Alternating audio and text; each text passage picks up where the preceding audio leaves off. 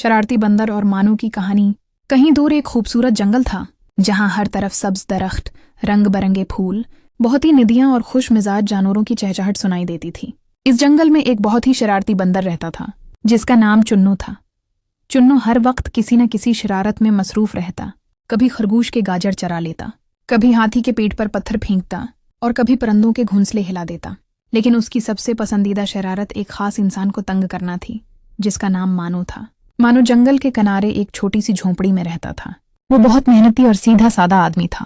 रोज सुबह उठकर वो लकड़ियां काटने, फल जमा करने और पानी भरने जंगल में आता। उसे जंगल से मोहब्बत थी, मगर चुन्नू की शरारतों ने उसकी जिंदगी मुश्किल बना दी थी। पहला दिन, मानू की टोकरी गायब। एक दिन मानू ने कई घंटों की मेहनत के बाद आम, कीले और बीर जमा किए और एक बड़ी टोकरी में भरकर झोंपड़ी की तरफ रवाना हुआ। रास्ते में वो एक दरख्त के नीचे बैठकर थोड़ा आराम करने लगा।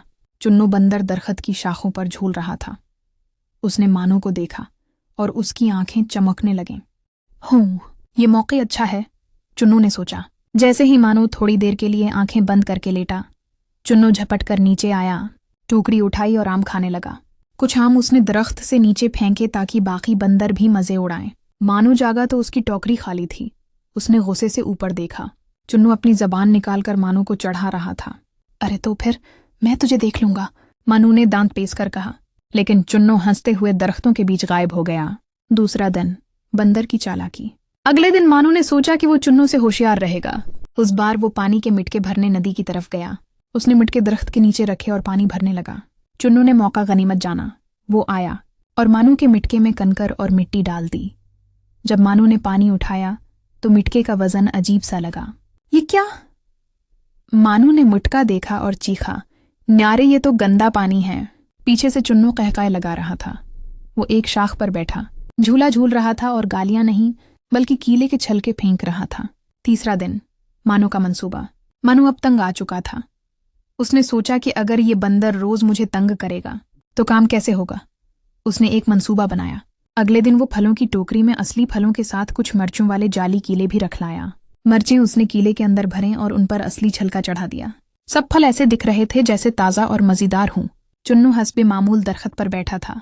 जैसे ही मानू ने टोकरी नीचे रखी और आंखें बंद की, चुन्नू लपक कर नीचे आया और कीले चूरी कर लिए। जैसे ही उसने पहला मिर्चों वाला कीला खाया, उसकी आंखों से आंसू निकल आए।